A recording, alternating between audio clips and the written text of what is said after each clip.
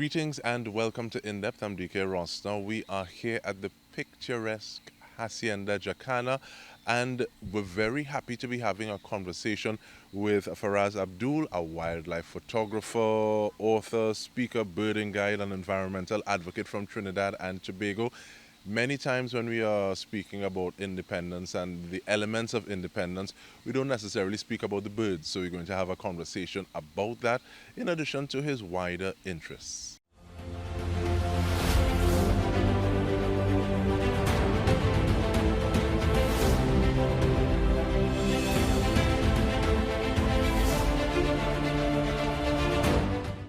I want to thank you for taking the time for us, and also I'm very happy that we were able to do this on location, as because this energy couldn't come through the screen if we were doing it via Zoom. Absolutely. And we've been burned by Zoom so many times in the past, over the last few years. It's just everything is on a screen.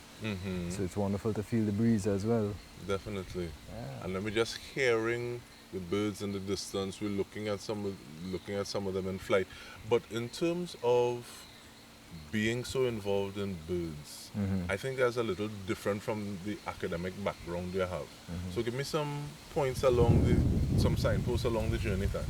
Yeah, sure, man. When I was really young, I always liked birds and specifically dinosaurs. We now know that birds and dinosaurs are the same, right? Birds are dinosaurs. So as many little boys are interested in dinosaurs, and so I got in tune with birds and animals in general.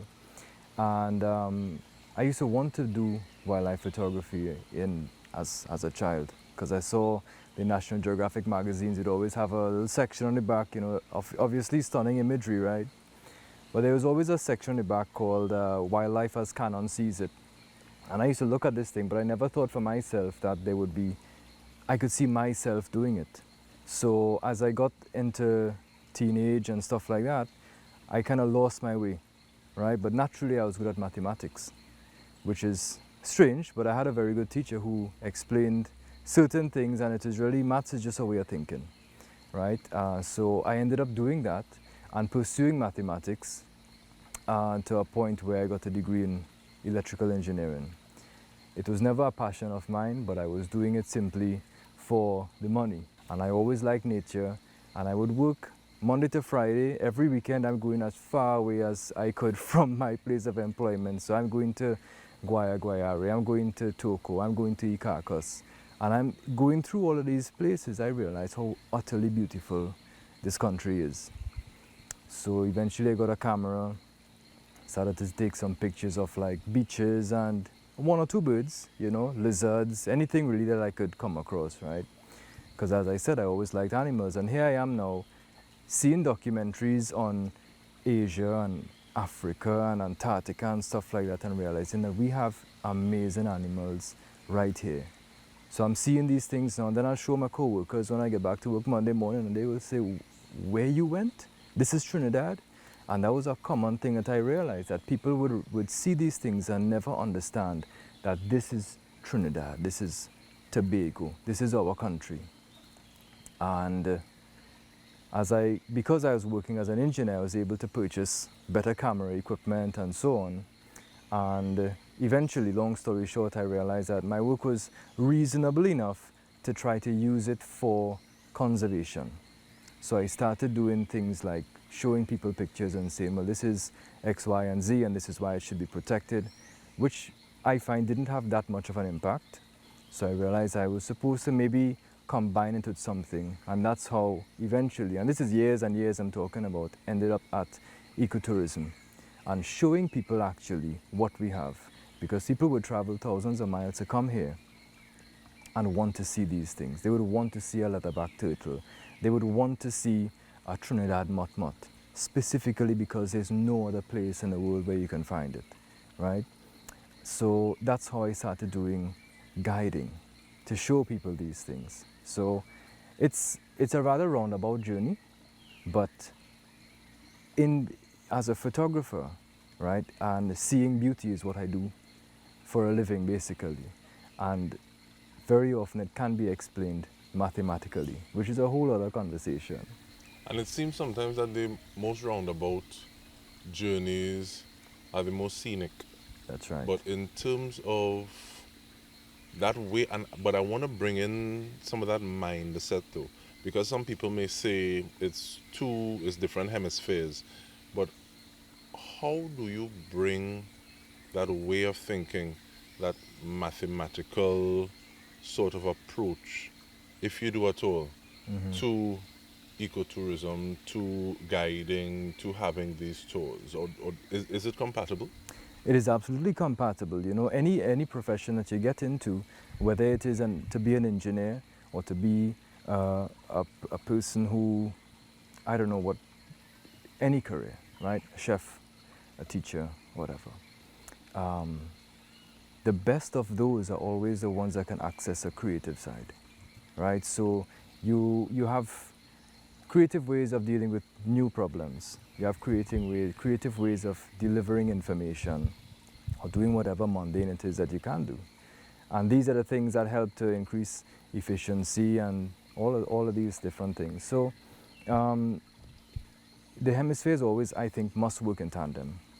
For me, as a guide, the mathematics comes into play in speaking about maybe the number of species that we've seen or the percentage of things, because sometimes you can see, let's just say 30 species in a day, and a reference to what you may have seen in another day, it may be a little bit. So, but if you bring in something that qualifies the 30, as in, well, we saw this other species or this other one that is generally a very low probability of experiencing this, then it comes in to say, well, all right, well, we didn't do too badly. But for me, photographically, and that aspect of things, and photographing the birds and depicting them as works of art and the nature that we have in and around us, that is where the mathematics really comes in terms of, and it's a very subconscious thing. Also, Because there would be certain things that, like the Fibonacci sequence of numbers or the golden ratio, right? We're familiar with the golden ratio. And these are things that are very naturally on a subconscious level are appealing to us, right? So I could show you two things that are equidistant and they may look very different if I frame them differently, right? So sometimes a little imbalance can work, but these things can all be mathematically explained in terms of numbers, ratios, and that sort of thing. So that's where most of the times the mathematics comes into play, and less so in the guiding and giving a tour and so on.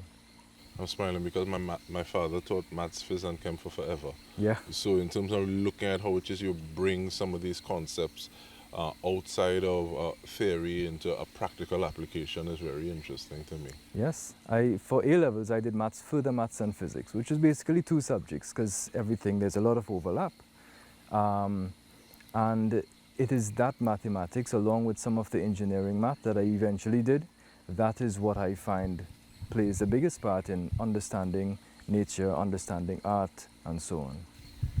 But looking at the conversation, yes, in terms of talking about independence and saying that we have these animals, we have these birds that are part of the makeup of who it is to be Trinidad and Tobago nationals. Even before that, though, I think sometimes the questions that your colleagues would ask, that's here, you, and it's almost as though because we're so isolated or insulated within the silos of what it is we're doing, we don't realize that there's so much that is available to us here in Trinidad and Tobago. Do you find more people coming for tours, coming for you to guide them, originating from Trinidad and Tobago or from outside? For the most part, it's been foreigners. Only last year, I started offering, I said, you know what, I'm going to reach out publicly just to say, hey, does anyone want to come and watch some birds? Does anyone want to come and just have a good time in nature? And just take a walk, see what we can see, and just have a nice time, you know? And surprisingly, there was a very, very strong response. And I didn't expect that locally we would want to do these things because it was not my personal experience. But here it is that in certain pockets there are people who may have considered that it would be nice to go and sit by a pond and just relax, right? But I think as a people we have a very destructive way and extractive way of interacting with nature. So when we go into nature, we want to come back out with something that is tangible, right? And yes, when we go and we look at birds, or we go and we sit down, we go for a quiet walk, we do come back with something, but it's intangible, you know? So I am trying to get more people locally to reconnect with nature, whether it is through birds. I always say try birds first, right? Because birds are everywhere, right? We are in this conversation right now, and I'm seeing birds, I'm hearing birds, I know that they're around, but you're not necessarily going to know, is there an ocelot nearby? You know, so it's always the birds that we're hearing, that we're seeing wherever we go. And I think that birds can be used as a kind of gateway to experiencing nature and a greater connection then, you know, whether it is that you like, some people like fish, so they catch fish and they examine them, or they look at them and they see, well, how many different types of fish are in this particular pond, or flowers or plants or trees or whatever.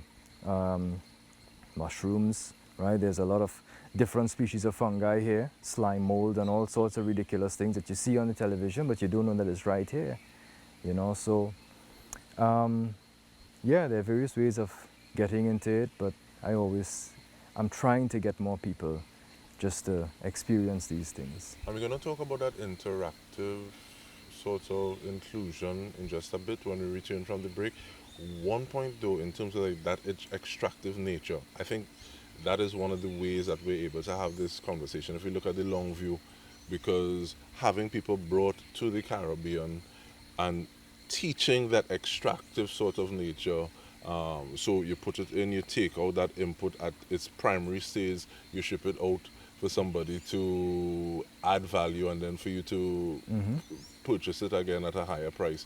I think it's a lesson that we've learned all too well. But we continue the conversation when we return. But I think it's very interesting that you talk about that extractive element, because I think a great reason that so many of us are in the Caribbean is because there was this process, one of extraction to bring us here, but also looking at training individuals to bring something out of the earth at its primary level and then ship it somewhere else, value is added, and then we repurchase it at a higher price. Even looking at the extractive processes of dealing with fossil fuel, but that's another story. But stay with us. We're speaking with Faraz Abdul. We come back with more.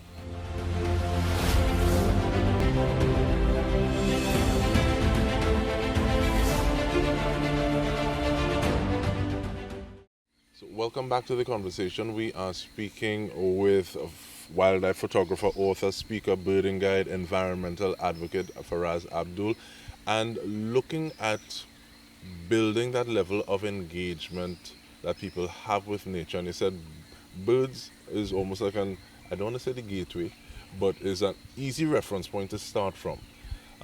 Let's talk about our national birds a little bit. And even like the fact that all national birds are our national birds and their habits and stuff is a bit interesting to me as well. But in terms of starting with the scarlet ibis, having people interact with that bird, what are some of the things you'd want them to know, possibly off the bat or after a session engaging with them? It's how utterly special they are, right? Firstly, there are hardly any other birds that are that red, are that scarlet on Earth, right? So in nature, red is one of the rarer colors to find. You would find a lot of white, a lot of black, a lot of olive and green and brown and so on. But to find colors like red is very, very not commonplace, right? So when people see the scarlet ibis, they're immediately blown away, right? To see not only is it red, but it's also a fairly decent sized bird, right?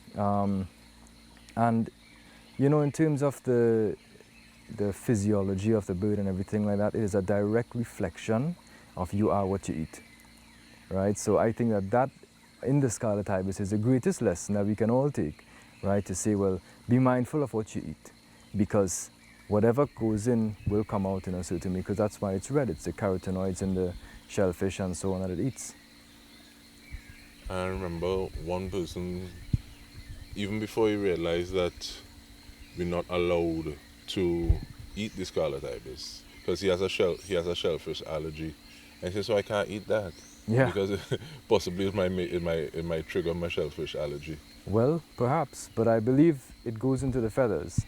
So maybe not in the meat, but I don't know. It's probably not an appropriate conversation anyway. Definitely, Yes, and ESS, I believe, environmentally sensitive species is correct, yeah. where they are right now. Yeah, and the fine is $100,000, I believe. So I'm hoping that fines should not be necessary to make us respect things and to make us appreciate things, but I'm hoping that it does some set of work in that regard.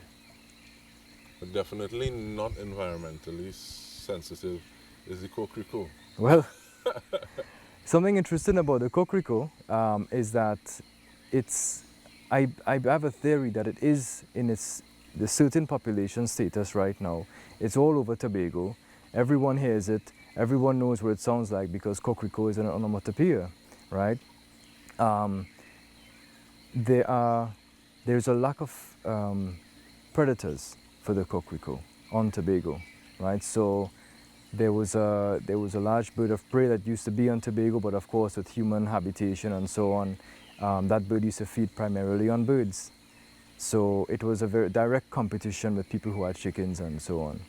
So, but that aside, many people look at the cocorico as a very brown bird, and to me it's actually more colorful than the scarlet ibis, because while it is mostly brown, its entire head is gray, and its tail is just dipped in a kind of burnt orange. So it's like, that is for me, it is a lesson about the cocorico to look further, to look deeper.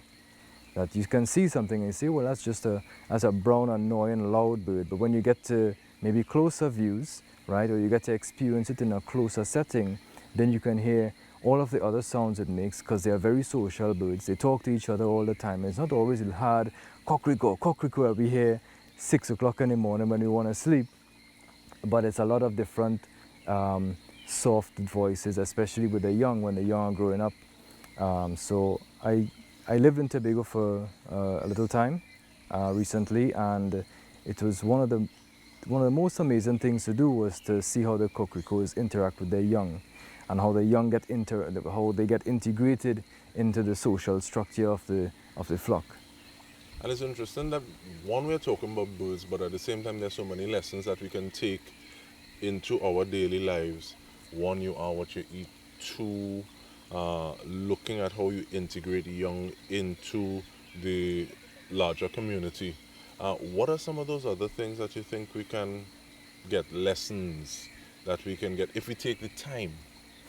If we take the time to get those Yes, lessons. absolutely. Well, it is a time itself. That is the biggest lesson, because I think one thing that everything in nature has is patience. Right? Anyone who observes nature and who observes the natural world understands that nature is very unhurried.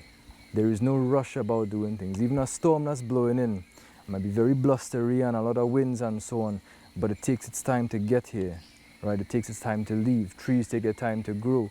Even hummingbirds that feed on a supposed unreal scale of swiftness, they take their time, right? Because the same vervine that we saw earlier, right? That flower is so delicate that if you push it too hard or too roughly, it will fall off. So even how quickly hummingbirds are moving, once they get into that flower, they have to be very, very gentle. Are there, and you spoke about the hummingbirds and you spoke about the vervine as almost as though it's a buffet for the hummingbirds.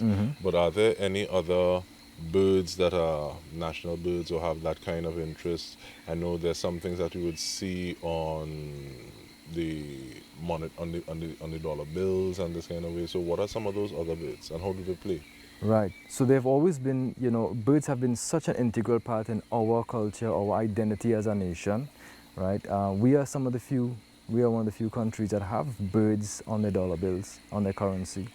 So there's a scarlet ibis on the $1. I mentioned Trinidad motmot, right, which people call king of the woods, right? It's a fairly large bird and it's only found in Trinidad and Tobago. That's on the $5 bill.